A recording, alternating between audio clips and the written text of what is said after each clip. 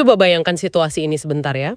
Kamu, em, kamu lagi berdiri di sebuah ruangan yang sumpek Panas pastinya. banget, dikelilingi lampu sorot bertenaga tinggi yang rasanya tuh membakar kulitmu. Jadwal hari itu padat merayap. Jam kerja seolah nggak ada ujungnya, bisa sampai 16 atau 18 jam sehari. Gila sih itu. Iya, dan di tengah rasa kantuk yang luar biasa itu, kamu dituntut untuk memproduksi emosi ekstrim. Kayak kamu harus bisa nangis histeris, terus marah besar sampai urat leher menonjol. Lalu adegan berikutnya, jatuh cinta tersipu malu. Dan itu semua harus instan ya. Betul, harus meledak seketika dengan presisi tinggi pas ada yang teriak action. Nah, kira-kira seperti itulah realitas dapur sebuah sinetron kejar tayang. Kalau kamu ada di lingkungan dengan stres level dewa kayak gitu, insting pertamamu pasti ya membangun tembok raksasa kan? Pakai headphone peredam bising, terus mengabaikan orang lain demi menjaga sisa kewarasanmu. Tentu saja. Dan secara psikologis, itu bukan karena kamu orang yang jahat atau antisosial loh. Oh ya? Iya, menyimpan energi di tempat yang menguras emosi secara ekstrim itu bukan sekedar pilihan karir. Itu adalah insting biologi manusia yang paling dasar untuk bertahan hidup. Masuk akal banget. Kalau kita terus-menerus membuka diri terhadap setiap interaksi di lingkungan dengan tekanan setinggi itu, sistem saraf pusat kita akan kelebihan muatan. Dan akhirnya, ya shutdown. Yang terjadi di lokasi syuting sinetron Terikat Janji. Anomali yang sangat menyenangkan untuk dibahas. Pastinya, alih-alih mengurung diri di ruang ganti elit atau memasang wajah kaku, aktor utamanya, yaitu Arya Saloka, justru membiarkan dirinya jadi bahan candaan oleh kru. Dan hebatnya, dia membalasnya dengan tawa yang luar biasa lepas. Bener. Hari ini kita bakal bongkar tuntas mengapa candaan receh tentang warna marun di balik layar ini bukan cuma sekedar selingan humor kosong. Kita akan melihat bagaimana sosok sentral seperti Arya Saloka menggunakan kerendahan hati sebagai senjata rahasia produktivitas.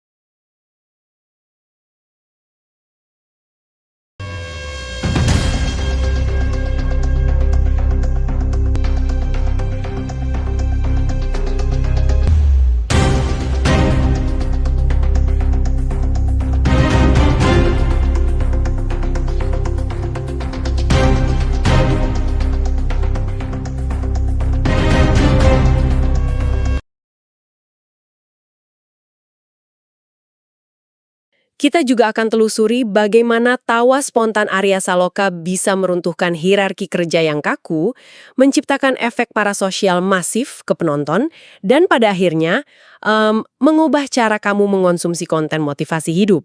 Ini tuh studi kasus yang sangat brilian tentang perilaku manusia sih. Di balik gemerlapnya popularitas seorang bintang, selalu ada mekanika sosial yang beroperasi di latar belakang. Kita bisa lihat bagaimana sebuah lelucon berubah bentuk. Dari yang awalnya cuma alat untuk memancing tawa, malah jadi instrumen penyelamat nyawa atau survival tool dalam ekosistem kerja yang bisa mencekik mental siapa saja. Oke, mari kita mulai dari betapa brutalnya ritme kerja di dunia hiburan yang lagi kita bahas ini.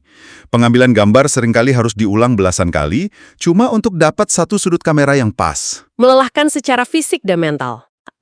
Secara fisik kamu kelelahan, dan secara mental emosimu diperas habis-habisan. Tapi anehnya ada aura yang berbeda di lokasi syuting yang melibatkan Arya Saloka ini. Rasa penasaran publik itu bahkan udah mulai dia sulut sejak awal lewat satu unggahan di media sosial. Unggahan yang sederhana tapi strategis. Iya, Arya Saloka mengunggah foto dengan caption yang bunyinya, "Izin tampil soalnya bentar lagi kita bertemu pagar izin." Sebuah manuver kalimat yang kelihatannya biasa, tapi sebenarnya sangat cerdik.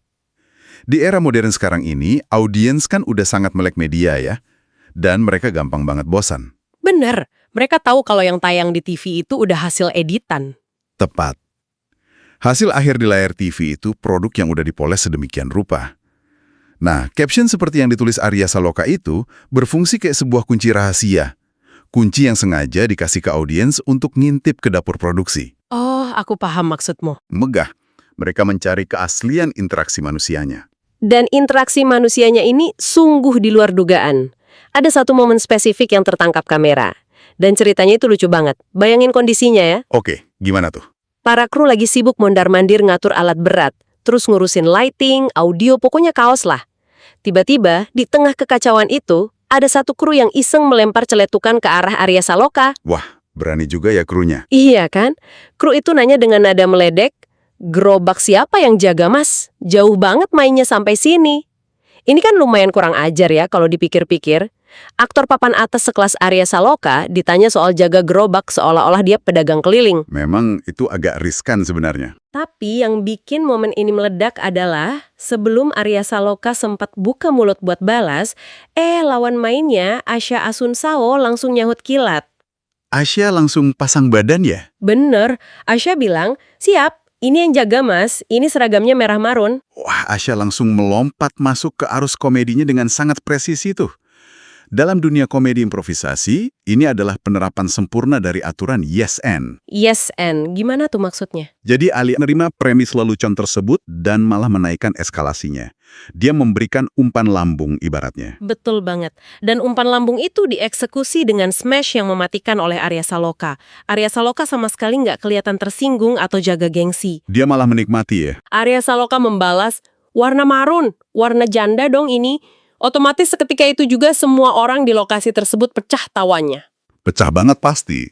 Gini ya, kalau aku boleh pakai analogi untuk memvisualisasikan apa yang terjadi, tawa berjamaah di lokasi syuting ini, persis kayak fungsi katup pelepas tekanan pada panci presto. Panci presto, perumpamaan yang sangat pas. Dan kalau kita perpanjang sedikit analogi panci presto ini, katup kecil yang berdesis di atas tutupnya, itu bukan sekedar fitur tambahan loh. Betul, fungsinya vital banget. Kalau katup itu macet, tekanannya nggak bisa keluar. Akibatnya bukan cuma ngerusak daging yang lagi dimasak di dalamnya, tapi seluruh panci itu bisa meledak dan ngelukain semua orang di dapur.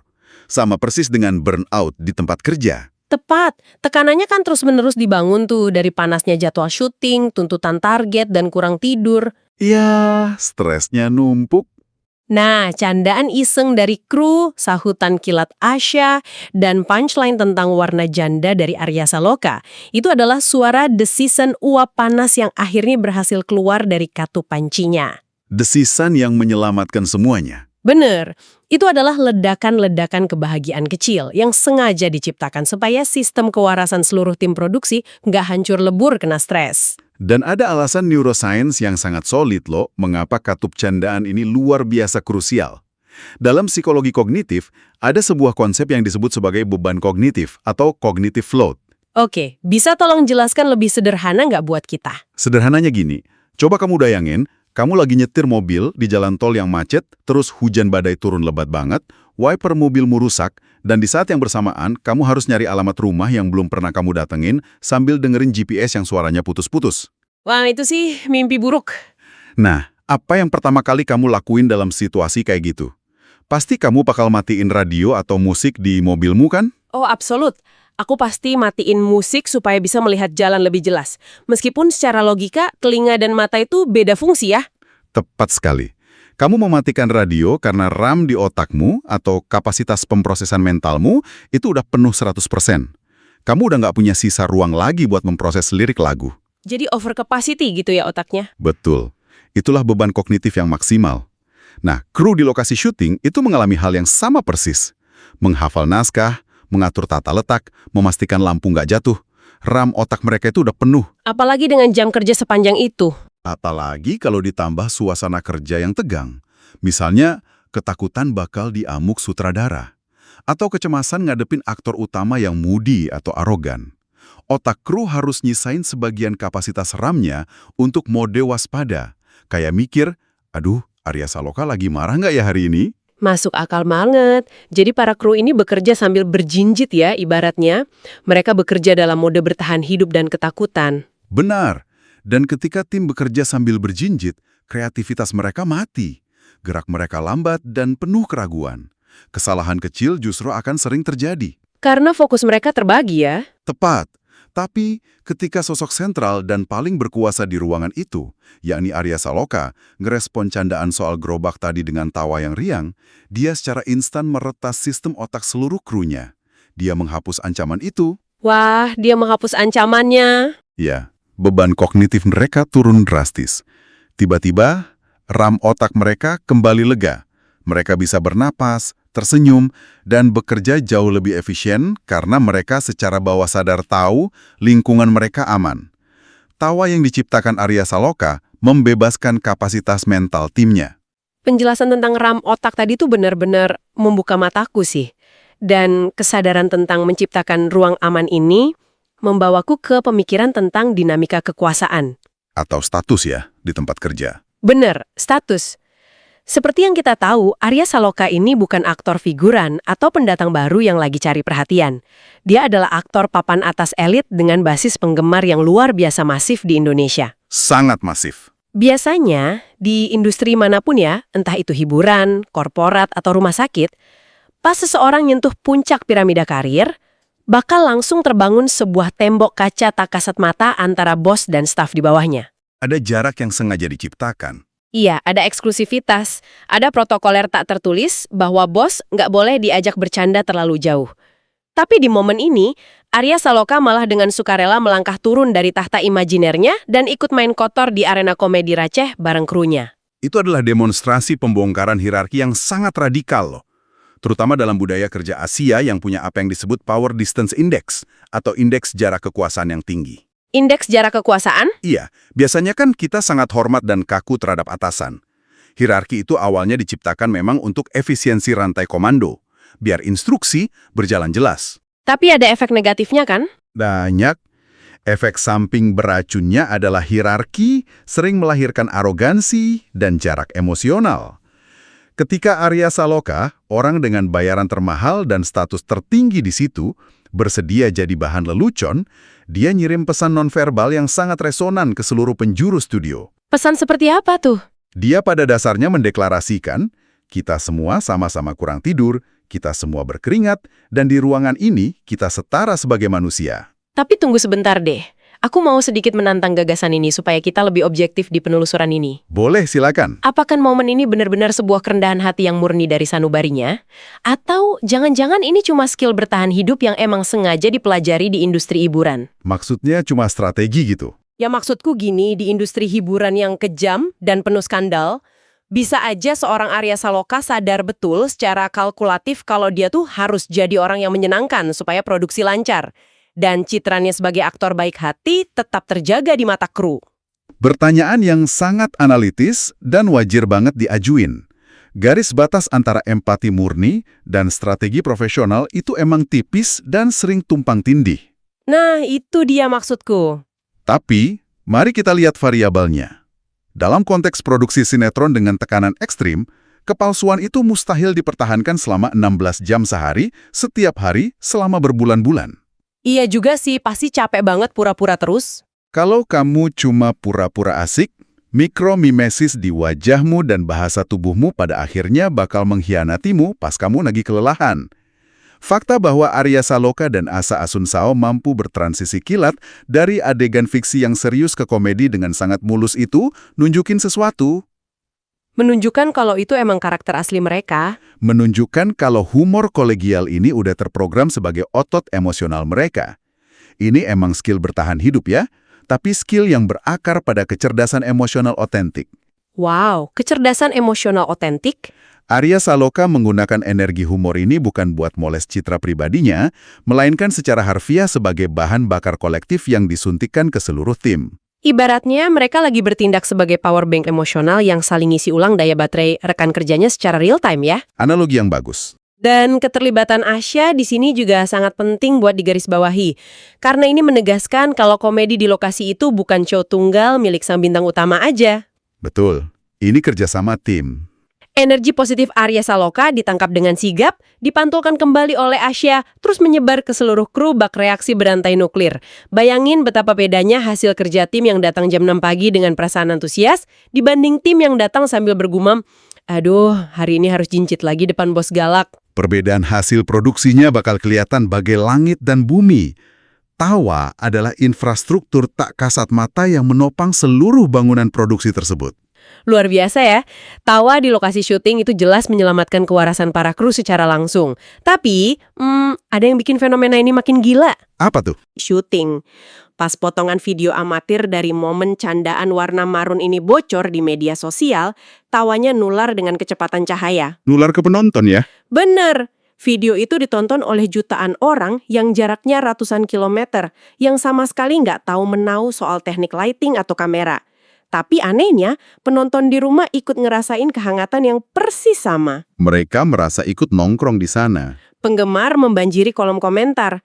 Kenapa sih sebuah candaan internal yang sangat spesifik tentang lokasi syuting ini bisa punya daya magis ke masyarakat umum? Karena melalui layar HP, kita sudah melihat bekerjanya sebuah konsep yang disebut sebagai efek parasosial. Efek parasosial. Biar aku tebak, ini soal merasa dekat dengan orang yang nggak kita kenal. Tepat. Biar aku jelasin lebih detail. Otak manusia itu pada dasarnya masih pakai hardware purba. Selama ratusan ribu tahun evolusi hidup berkelompok, kalau mata kita melihat wajah seseorang yang senyum tulus, dengar tawanya yang riang, otak kita otomatis mengkategorikan orang itu sebagai anggota suku kita. Teman satu api unggun gitu ya? Betul, teman satu api unggun. Nah, di era modern, saat algoritma media sosial nyuapin kita video interaksi kasual Arya Saloka berulang-ulang, otak kita seolah ditipu mentah-mentah. Ditipu gimana maksudnya? Kita merasa punya ikatan emosional dan persahabatan dengan sosok Arya Saloka. Meskipun secara logika, kita tahu Arya Saloka bahkan nggak tahu kalau kita hidup di planet ini.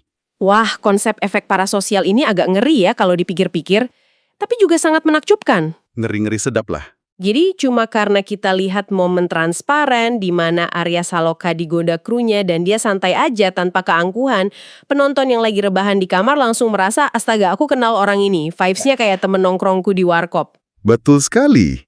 Dan ini menandai pergeseran tektonik dalam budaya fandom selebritas loh. Oh iya, pergeseran dari yang seperti apa? Kalau kita mundur ke era keemasan Hollywood awal, bintang film itu dikonstruksi kayak dewa-dewi mitologi di Gunung Olympus.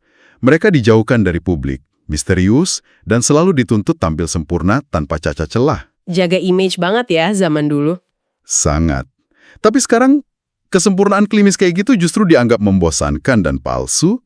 Audiens modern haus akan keaslian. Audiens pengen ngelihat realita ya? Ya. Ketika Arya Saloka berani melucuti dinding batasnya, memperlihatkan sisi manusianya yang bisa diajak bercanda receh dan ngelontarin punchline tentang warna janda, ikatan parasosial yang terbentuk di hati penggemar itu jadi ribuan kali lebih kuat.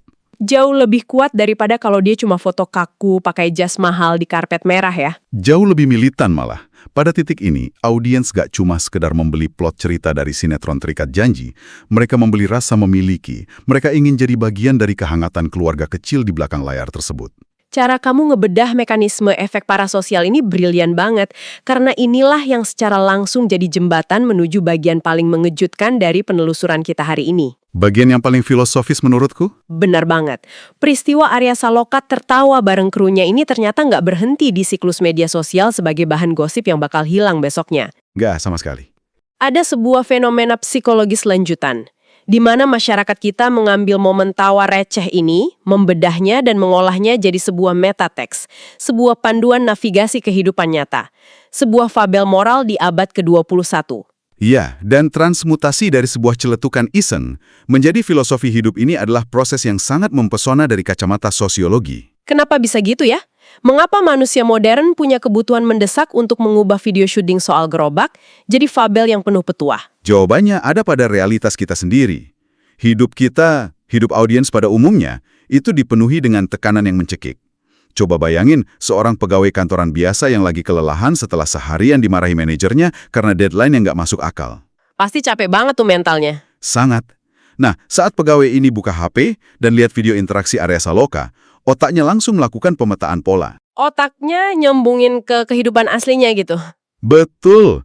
Sang pegawai bakal membatin Arya Saloka itu levelnya aktor top, jadwalnya gila-gilaan, dan dia punya kuasa penuh di set.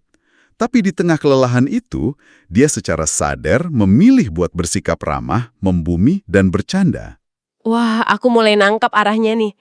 Kalau orang sehebat Arya Saloka aja nggak sombong, berarti sama sekali nggak ada pembenaran buat manajerku atau diriku sendiri buat bersikap arogan, kebawahan cuma gara-gara alasan stres kerja. Astaga, ini mind-blowing sekali. Jadi kita secara nggak sadar memproyeksikan dinamika sosiologis di lokasi syuting seorang superstar langsung ke dalam ruang kantor kita yang sempit. Persis seperti itu. Kita mencomot tokoh Arya Saloka dan menjadikannya sebagai arketipe pemimpin yang ideal. Arketipe pemimpin ideal? Wow! Kita ngubah kejadian sepele di lokasi syuting jadi sebuah fabel epik. Sama persis mekanismenya kayak pas orang zaman kuno pakai cerita binatang, kayak si kancil, buat menanamkan moralitas ke generasi mudanya. Bedanya, sekarang arketipe itu berwujud video vertikal di media sosial ya. Betul, video itu udah didaur ulang fungsinya, jadi alat navigasi moral untuk ngebantu masyarakat modern tetap waras. Pendapatmu ini ternyata terbukti secara harfiah loh, bukan cuma teori belaka. Oh iya, gimana buktinya? Karena kisah kehangatan di lokasi syuting Arya Saloka ini pada faktanya secara spesifik ditangkap dan dipakai sebagai amunisi inspirasi utama oleh sebuah kanal motivasi. Namanya channel motivasi David. Wah, menarik banget ada channel yang bahas ini secara khusus. Di dalam kanal inilah lekat kalimat hikmah yang sangat kuat dari keseluruhan fenomena ini diekstraksi. Berdasarkan ulasan dari kejadian ini, kesimpulan utamanya, kurang lebih bunyinya kayak gini. Silakan dibacakan, aku penasaran. Beban pekerjaan seberat apapun, jadwal yang seketat dan menyiksa apapun, akan terasa jauh lebih ringan dan mudah dilalui jika dijalani dengan kebersamaan dan tawa yang tulus antar rekan kerja. Kerendahan hati seorang pemimpin bukanlah tanda kelemahan, melainkan justru kunci utama untuk membuka gembok harmoni dan produktivitas sebuah tim. Itu kalimat hikmah yang formulasinya presisi banget. Selama ini kan banyak perusahaan tersesat karena nganggap tawa sebagai musuh dari profesionalisme. Padahal bukan gitu ya. Padahal, sebaliknya, tawa yang tulus adalah pelumas paling efektif bagi mesin produktivitas manusia. Dan pas prinsip ini dipraktekkan secara organik oleh public figure sebesar Arya Saloka, pesannya langsung tervalidasi. Benar, pesan itu gak lagi terdengar kayak omong kosong dari buku manajemen, tapi realitas yang bisa diaplikasikan. Sangat bisa diaplikasikan. Nah, karena kita udah bahas bagaimana konten hiburan ini bertransformasi jadi materi esensial yang bisa ngubah mindset kamu, ada satu seruan penting nih yang disematkan dalam narasi ini. Buat para pendengar kita ya. Iya, kalau kamu yang lagi dengerin penelusuran ini, merasa kalau wawasan tentang bagaimana Arya Saloka berhasil meruntuhkan hierarki kerja lewat komedi ini bermanfaat buatmu? Dan relevan dengan masalah kerjamu. Betul. Kalau kamu merasa butuh asupan energi positif lebih banyak buat bekal ngadepin bos galak atau dinamika rekan kerjamu besok pagi, ada satu tindakan super sederhana yang bisa kamu lakuin sekarang. Apa tuh? Jangan lupa untuk berikan like, tinggalkan jejak dengan komen yang ceritain pengalaman pribadimu ngeruntuhin ketegangan di kantormu, share ke grup teman-teman kerjamu yang mungkin lagi diambang burnout, dan pastinya subscribe ke channel Motivasi David. Itu dukungan yang sangat berarti pastinya. Pasti dong, karena sungguh ajaib ya, dari sekelumit kisah candaan sederhana di balik layar sinetron, kita bisa nemuin kompas moral buat survive dan sukses di dunia nyata. Eksistensi platform kayak channel Motivasi David ini bukti tak terbantahkan tentang fungsi baru media hiburan kita. Kita nggak lagi mengonsumsi cuplikan selebritas murni sebagai obat bius pelarian dari realitas. Bukan sekadar pelarian ya. Bukan. Sebaliknya, kita mengonsumsinya secara aktif untuk dibedah. Kita mencari pola dan merakit sebuah blueprint tentang gimana cara kita bisa berevolusi jadi rekan kerja yang jauh lebih baik, lebih empatik, dan lebih tangguh. Sungguh rangkuman yang memukau.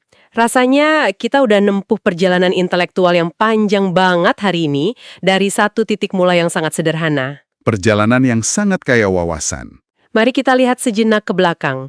Kita mulai dari sebuah caption media sosial yang pendek, lalu kita melangkah masuk ke dapur panci presto bernama lokasi syuting sinetron Terikat Janji. Tempat ujian sebenarnya. Di ruang yang pengap itu, kita membedah anatomi gimana celetukan iseng kru soal warna marun berhasil nurunin beban kognitif semua orang di sana. Dan kita ngelihat betapa monumental keputusan seorang Arya Saloka buat ngelepas jubah keartisannya. Benar banget, dia meruntuhkan tembok hierarki. Lalu kita telusuri gimana percikan tawa spontan yang disambut Asha Asunsao itu melompat keluar, menembus algoritma, dan ciptain efek parasosial luar biasa ke jutaan penonton di rumah. Sampai akhirnya berevolusi jadi fabel modern. Ya, menelurkan kalimat hikmah abadi yang digaungkan dengan lantang oleh channel Motivasi David. Proses hulu ke hilir yang luar biasa. Dan dari rentetan ini, ada satu benang merah yang sangat jelas. Apa itu? Ini ngingetin kita kalau seringkali karya agung kemanusiaan di dunia ini sama sekali nggak terjadi di depan sorotan kamera pas skenario lagi dibacain. Terus terjadinya di mana dong? Karya agung kemanusiaan itu justru terukir di sela-sela waktu istirahat. Di momen-momen saat topeng profesionalan kita yang kaku dilepas dan kita berani menertawakan diri kita sendiri bareng orang-orang di sekeliling kita. Nah, sebelum kita benar-benar ngakhiri perbincangan mendalam ini, aku punya satu pemikiran terakhir yang beda banget buat kamu bawa pulang. Oke, pemikiran yang memprovokasi nih kayaknya.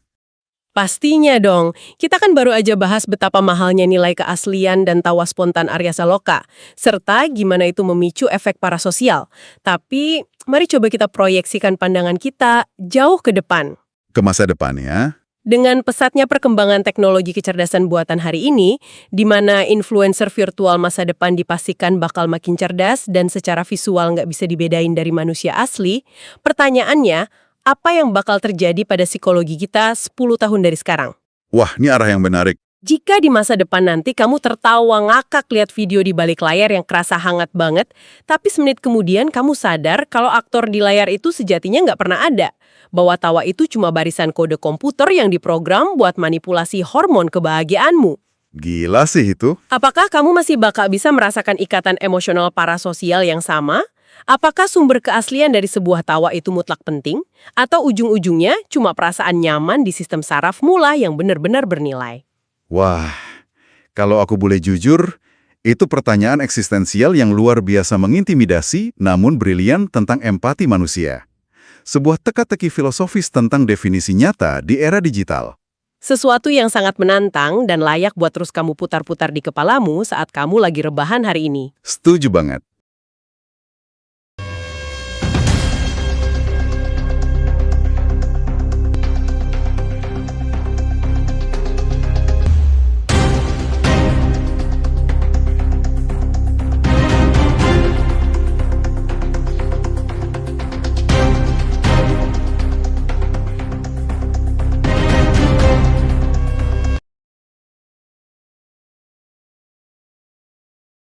Sekali lagi, terima kasih sebesar-besarnya udah ngizinin kami nemenin alur pikiranmu.